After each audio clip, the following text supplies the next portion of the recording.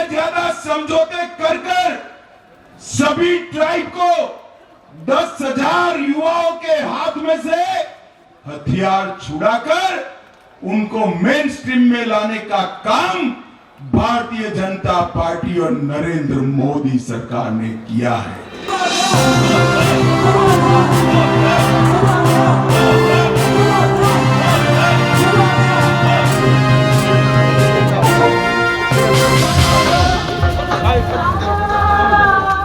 और मैं गृह मंत्री जी को तोहफे में त्रिपुरा से दोनों सीट वर्ल्ड रिकॉर्ड मार्जिन से आपको और मोदी जी को देना चाहता हूं।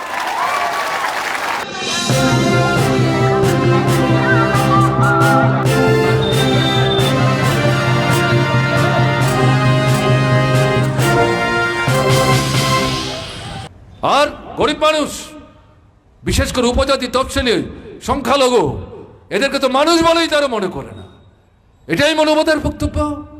নূতন যে সংবিধান, আমাদের যে বর্তমান সংবিধানকে ধ্বংস করে তারা তৈরি করবার গোপনে গোপনে ষড়যন্ত্র করছে, এরকম সংবিধান তৈরি করতে পারলে ভারতবর্ষ থাকবে?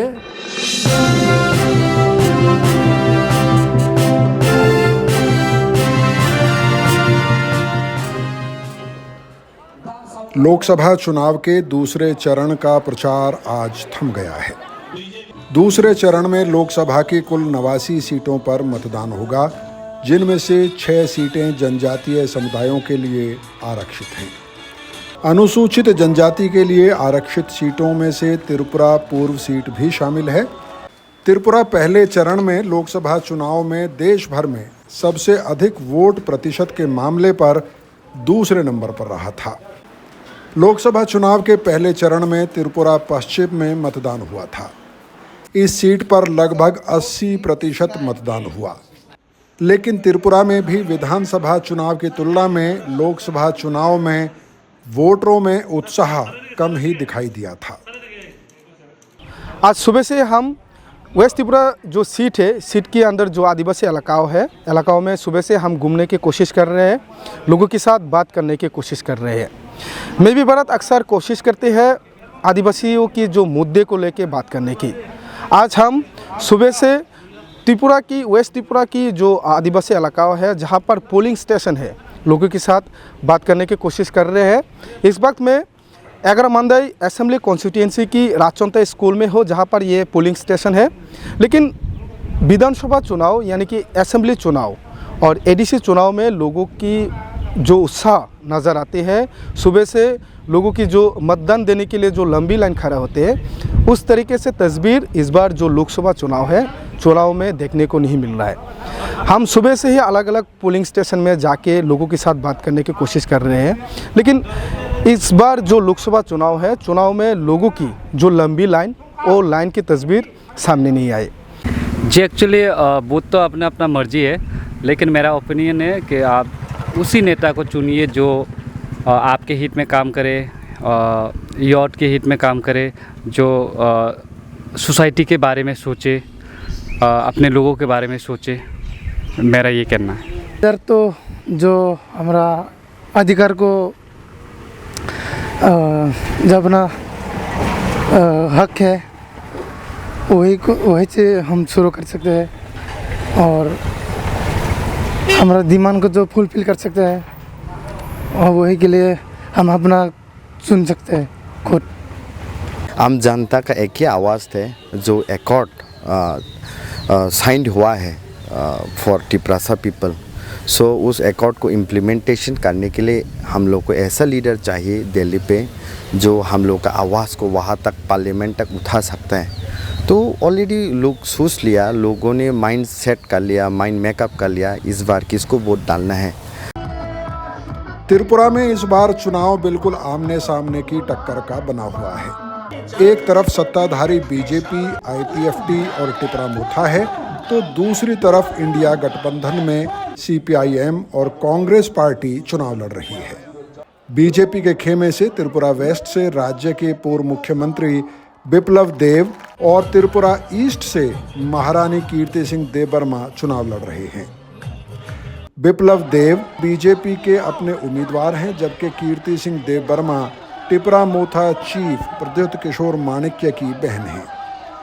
लेकिन वे भी चुनाव बीजेपी के सिंबल यानी कमल के फूल पर ही लड़ रही हैं। बीजेपी आईपीएफटी टिपरा-मोथा गठबंधन ने नामांकन से लेकर चुनाव प्रचार तक सभी नेताओं को एक मंच पर पेश किया है।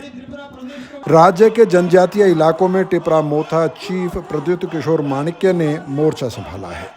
उन्होंने त्रिपुरा पश्चिम के उम्मीदवार बिप्लब देव के पक्ष में भी खुमलुंग में एक जबरदस्त जनसभा का आयोजन कराया था। ईडीसी के बारे में सोचिए, सबका साथ सबका विकास 100% होगा। ईडीसी को अगर आप रखेंगे तो पूरा विकास, सबका साथ सबका विकास। और मैं आपको सबके सामने बोल रहा हूं कि आपका कमिटमेंट रखेंगे। मैं जानता हूं आप तो प्यार करते हैं, लेकिन मैं आपसे अनुरोध करता हूं कि जो आपके दिल में है उसको पॉलिसी में लाके रखिए। ये अलायंस सिर्फ इलेक्शन का नहीं, ये अलायंस को चलना चाहिए। ये अलायंस आगे बढ़ेगा तो त्रिपुरा का उन्नति होगा।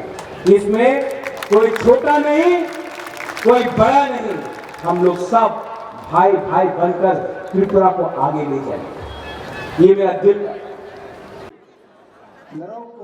विधानसभा चुनाव और उसके बाद भी बीजेपी के नेता और राज्य के मुख्यमंत्री माणिक साहा और प्रद्युत किशोर के बीच बयानबाजी होती रही थी। कभी सीधे तौर पर तो कभी परोक्ष रूप से दोनों नेता एक दूसरे पर निशाना साधते रहे। लेकिन लोकसभा चुनाव में दोनों ही नेता एक सुर में बोलने की कोशिश कर रहे हैं। प्रद्युत किशोर माणिक्य और माणिक साहा ने एक ही मंच से कई चुनाव सभाओं को संबोधित किया। Already my feelings already I have expressed in my speech, so I am very happy after coming over here, and I have seen the three parties, Bharatiya Janata Party and this IPFT and Tipra-Moथा, both together we have arranged this rally, and people are very supportive, and they actually support our Pradhan Mantri Narendra Modi ji. So I have seen their response towards our Yashasvi Pradhan Mantri Narendra Modi ji. And tribals are happy with that. I hope so. They are very happy. They were reacting to my speech and to other leaders also. And I am sure that what we every time we say the sabka saath sabka vikas vishwas or prayas, it would be done. And here already we have said that only this is after this accord. This is the first meeting we have had. So after that trailer अभी है, picture अभी बाकी है। त्रिपुरा की जनजाति में टिपरा-मोथा का उभार एक बड़ी घटना है। इस पार्टी ने एक अलग ग्रेटर टिपरालैंड की मांग पर जनजातीय इलाकों में अपना जबरदस्त आधार तैयार किया। इसी दम पर टिपरा-मोथा अपने पहले ही विधानसभा चुनाव में सीपीआईएम और कांग्रेस पार्टी को पीछे धकेलकर मुख्य पार्टी बनने में कामयाब रही। चुनाव के बाद भी यह पार्टी लगातार जनजातीय मुद्दों पर सरकार से लड़ती हुई नजर आई। इस पार्टी ने जनजातीय भाषा कोक बोरोक की स्क्रिप्ट के सवाल से लेकर जनजातीय इलाकों में विकास के लिए फंड की कमी का मुद्दा लगातार उठाया था। पार्टी के चीफ प्रद्युत किशोर माणिक्य खुद कई बार सड़क पर उतरे, लेकिन लोकसभा चुनाव से तुरंत पहले टिपरा-मोथा का राज्य सरकार और केंद्र सरकार के साथ एक समझौता हुआ। इस समझौते को आधार बनाकर पार्टी ने बीजेपी के साथ राज्य में सरकार ज्वाइन कर ली। इसके साथ ही प्रद्युत किशोर माणिक्य की बहन कीर्ति सिंह को चुनाव में उतारने का फैसला भी किया गया, वो भी बीजेपी के टिकट पर। बीजेपी, आईपीएफटी और टिपरा-मोथा का यह गठबंधन वोटों के गणित के हिसाब से बेशक मजबूत नजर आता है, लेकिन टिपरा-मोथा के नेताओं पर दबाव भी है। उन्हें जनसभाओं में बार बार यह बताना पड़ रहा है कि केंद्र सरकार के साथ उनका करार हुआ है कि राज्य की जनजातीय विकास के हर मुद्दे पर चर्चा की जाएगी और उसका समाधान निकाला जाएगा। लेकिन विपक्षी दल टिपरा-मोथा की इन बातों को खोखली बता रहे हैं। ये अकॉर्ड खुद वो क्या है, कैसा है, क्या होगा, वो अकॉर्ड जो कोई पढ़ेंगे, लिखी पढ़ी लोग जो इंग्लिश जानते हैं, इंग्लिश नहीं जाने तो इसको ट्रांसलेशन करके बांग्ला हो, ककबरक हो और कोई भी भाषा में पढ़िए, उसमें है क्या है? ये कुछ नहीं है, कुछ नहीं है। ये क्या है? आईपीएफटी का साथ जो धोखाधड़ी हुआ इसका दूसरा हिस्सा है। वो लोग बोलता है एनसी देबबर्मा जो गलती किया है, आईपीएफटी जो गलती किया है, हम नहीं किया। आईपीएफटी का साथ कोई ऐसा रिटर्न कोई एग्रीमेंट नहीं था। अरे बाबा, त्रिपुरा में सन 2018 का विधानसभा चुनाव में यहाँ पर प्रधानमंत्री आए थे बार बार, और उस वक्त पर भारतीय जनता पार्टी का जो अध्यक्ष, अभी हिंदुस्तान का गृह मंत्री, वो आए थे और त्रिपुरा में हजारों लोगों का सामने धर्मनगर, कुमारघाट, अम्बासा, तेलियामुरा, अगरतला, ये सोनामुरा, उदयपुर, बिलोनिया, संतिर बाजार, हजारों लोगों का सामने उसको साक्षी बनाकर प्रधानमंत्री जिस मंच से, जिस माइक से बात रखे, अभी भी इसका रिकॉर्ड होंगे हमारा ये सोशल मीडिया में, बहुत चैनल में। क्या बोला? प्रधानमंत्री का जनसभा वहाँ पे एनसी देबबर्मा में बोले, पहले क्या बोला? जो प्रधानमंत्री है मंच पर, उनका अनुमति लेकर मैं बोल रहा हूँ, आप भारतीय जनता पार्टी का डबल इंजन का सरकार बनाइए। 6 महीने का बाद त्रिपुरालैंड होगा। हमको तो दिल्ली में भारतीय जनता पार्टी और भारत सरकार का साथ हमारा ये अंडरस्टैंडिंग, हमारा ये चुक्ति बना है। तो इससे ज़्यादा एकॉर्ड क्या हो सकता है? अभी जो हिस्टोरिकल बना, हिस्टोरिकल क्या है? ये तो गवर्नमेंट ऑफ इंडिया का कोई एक सील भी नहीं है, पेड भी नहीं है। कल अमित शाह और नरेंद्र मोदी सत्ता में नहीं आए, कहाँ दिखाएंगे इसको? इंडिया गठबंधन यानी सीपीआईएम और कांग्रेस पार्टी ने एक एक सीट पर लड़ने का फैसला किया है। त्रिपुरा वेस्ट में कांग्रेस पार्टी के आशीष कुमार साहा उम्मीदवार हैं, तो त्रिपुरा ईस्ट से सीपीआईएम के दर्शन सिंह रियांग को उम्मीदवार बनाया गया है। सीपीआईएम की तरफ से राज्य के पूर्व मुख्यमंत्री और राज्य के लोकप्रिय नेता माणिक सरकार स्टार प्रचारक के तौर पर इस्तेमाल किए जा रहे हैं। সর্বনাশ হয়ে যাবে এই সংবিধান যদি না থাকে, গণতান্ত্রিক যে অধিকার এর মধ্যে যা সন্নিবিষ্ট হয়েছে, সংবিধান না থাকলে অধিকারগুলো ধ্বংস হবে। এই অধিকারগুলো ধ্বংস হলে পরে আমরা মানুষের মতো বেঁচে পড়তে থাকবার জন্য যে লড়াইটা করতে চাইছি, সেই লড়াইয়ের অধিকারই তো হাতছাড়া হয়ে যাবে। কাজে বুঝতে হবে বেঁচে পড়তে থাকার লড়াই আর সংবিধান রক্ষার লড়াই সমার্থক। বেঁচে পড়তে থাকা इंडिया गठबंधन के थ्रू पास नए के बारे में कहा गया, जहां पे सबसे ज्यादा इंपॉर्टेंस दिया गया देश की जो अनएम्प्लॉयमेंट यूथ्स है, 30 लाख से ज्यादा जो अनएम्प्लॉयमेंट जो वैकेंट पोस्ट है वो फिलअप कराया जाएगा।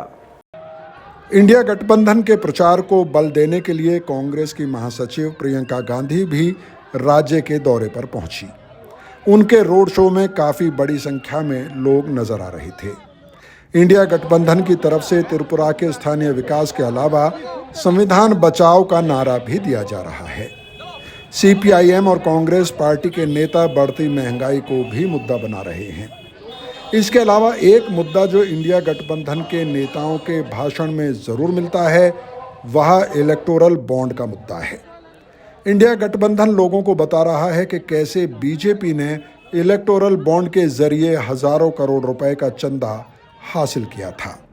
इन पार्टियों के नेता यह भी कह रहे हैं कि बड़ी बड़ी कंपनियों को डराकर ये पैसा ऐंठा गया था।